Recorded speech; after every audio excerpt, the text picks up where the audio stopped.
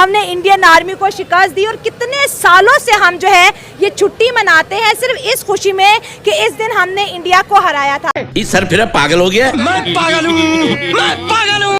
6 सितंबर है, defence day है, क्या कहेंगे इस 1965 की जंग के बारे में और इस दिन के बारे में? 1965 की जंग तो सबसे पहले एक झूठ है। अच्छा, ये इतना बड़ा झूठ है ना, जो हमें सदियों से सुनाया जा रहा है कि हमने इंडिया को हराया था। असल में इंडिया यहाँ पे नहीं आया था, हम लोग इंडिया में घुस गए थे। अच्छा, उन्होंने हमारे फिर फौजियों को मारा, फिर हमने मिन्नतें तरले करके अपने फौजियों छुड़ा लिए और फिर उसके बाद से हम लोग कह रहे हैं कि आज़ादी मना रहे हैं, आज़ादी मना रहे हैं क्योंकि हमने जंग जीती थी, तो इसलिए हम इस दिन जीते हैं, तो ये हमारा जंग जीतने का दिन है। और ये झूठ इतनी दफा बोला गया है कि हमें कहा गया हम 1971 की जंग भी जीते हैं, वो भी हम मारे थे। अगर जीते होते तो बांग्लादेश कैसे बनता फिर? बिल्कुल ऐसी बात। इतनी इंडिया में माँ की इज्जत है, औरत की इज्जत है, इतना पाकिस्तान में नहीं है, इसीलिए हम पीछे हैं। हालांकि हमारा इस्लाम कहता है, हमारा दीन कहता है कि आप औरतों की इज्जत करें, मगर जितने हिंदू लोग औरतों की इज्जत करते हैं पाकिस्तानी नहीं करते हैं, इसीलिए हम लोग पीछे हैं। क्या समझ रहे हैं कि गल्फ कंट्रीज इंडिया के साथ बैठ रही हैं और कितनी बड़ी पावर है जी, इंडिया उनके साथ ट्रेड कर रहा है, इंडिया उनके साथ बातचीत कर रहा है। इंडिया जो है, पहले अगर बात करें तो पहले भी गल्फ कंट्रीज के साथ इंडिया का ताल्लुक बहुत अच्छा था, इस मीटिंग के बाद तो और भी स्ट्रॉन्ग होने वाला है। बिल्कुल, उनकी ट्रेड डबल होने वाली है, ठीक है।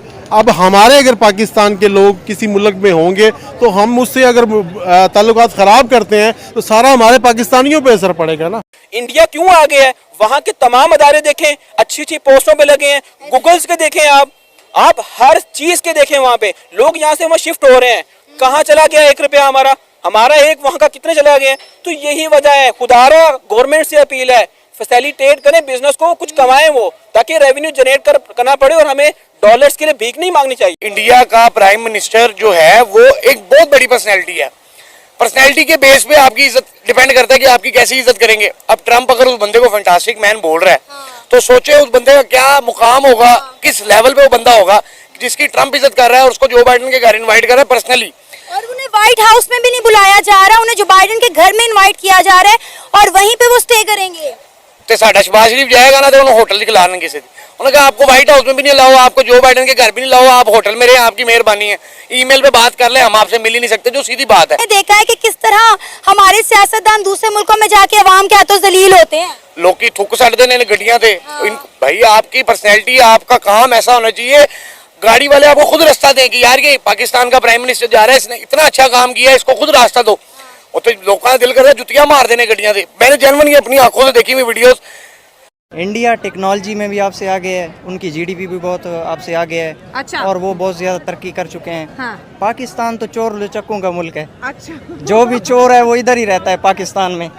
तो बाहर जाने की कोशिश कर रहे हैं यार, बंदा आजकल इंडियन आईफोन खरीदने की लाइन में लगे हैं, हमारी कौम आटे खरीदने की लाइन में लगी हुई है। तो जब चोर लुचक्के हुकूमत करेंगे तो आटा ही महंगा होगा ना इधर। हाँ। कौन आईफोन लेगा? की लाइन में नहीं है, आटा छीनने की लाइन में है। हाँ बिल्कुल, ऐसे ही छीनते भी हैं, बिल्कुल सही बात है। तो क्या समझते हैं, एक मुल्क एक बहुत बड़े ब्रांड को कहते हैं खरीदने की पावर रखता है, दूसरी जानिब चाइना की मार्केट क्रैश कर रहा है कि इतने ज़्यादा आईफोन, इस दफ़ा 31 मिलियन के करीब आईफोन इंडिया में बने हैं, आईफोन 16 सीरीज इंडिया में बन रही है, तो मेड इन इंडिया भी तो बहुत बड़ी चीज़ हो गई है ना। इंडिया में लेबर, एक तो पॉलिटिकल स्टेबिलिटी है, दूसरा उनमें लेबर जो है वो सस्ती है, इसीलिए वो आईफोन वाले अपनी जो प्रोडक्शन है वो इंडिया में शिफ्ट कर लें।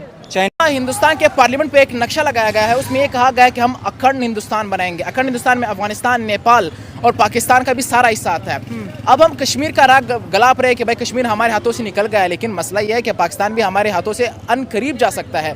अगर वो बंगाल को फतह कर सकते हैं तो हो सकता है वो पाकिस्तान को भी तोड़ सकते हैं, बलूचिस्तान को भी अलग कर सकती है, KPK को भी। कौन अलग करेगा? हिंदुस्तान, नरेंद्र मोदी साहब, BJP का नजरिया यही कहता है कि हमने पाकिस्तान को तोड़ना है, इसके रेजे करने हैं, इसको तकसीम करना है। लेकिन वो तो कहते हैं हमें पाकिस्तान में कोई दिलचस्पी नहीं, अपनी मौत आप पाकिस्तान में बिल्कुल मरेंगे, जब मरेंगे तो वो लोग कब्जा कर लेंगे हम पर। उनका क्या जाता है, एक ही आटे काफी है। अहमद वली खान ने कहा था कि हिंदुस्तान अगर एक दफा हमला कर दे तो पाकिस्तान बिखर जाएगा। सच में? बिल्कुल बिखर जाएगा। और आपको लगता है कि हमारी फौज डिफेंड कर सकती है हमें?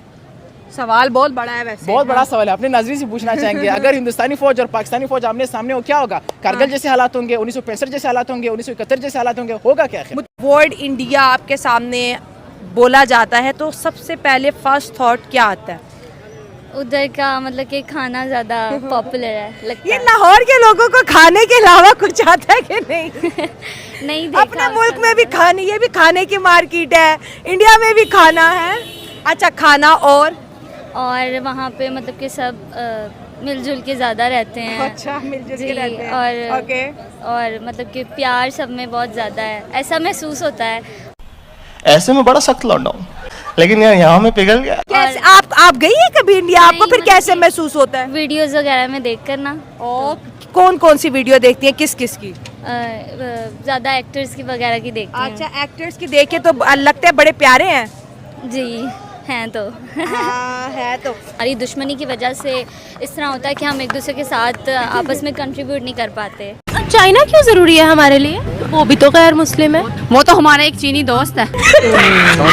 गैर मुस्लिम नहीं है वो तो जब भी मुसलमान कभी भी मुश्किलात में होते हैं वो हमेशा उनका साथ देते हैं। चाइना के अंदर सबसे ज्यादा मस्जिदें तोड़ी गई हैं, आपको डाटा पता है? उन्होंने तो तमाम की तमाम मस्जिदों को तोड़ दिया। उनको पूरे सूबे के अंदर मुसलमानों को रोजे नहीं रखने देते, दाढ़ी नहीं रखने देते। खबरदार, बाप है हमारा।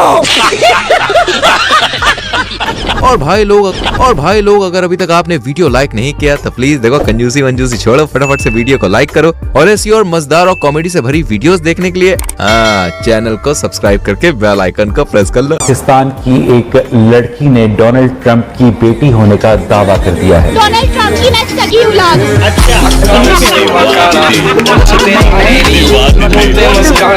उम्मीदवार डोनाल्ड ट्रंप पाकिस्तानी निकले। रिपब्लिकन उम्मीदवार डोनाल्ड ट्रंप अमेरिका में नहीं पाकिस्तान में पैदा हुए। ट्रंप का असल नाम दाऊद इब्राहिम खान है। क्या बात है सर, क्या बात है सर, क्या बड़ी ये बात है।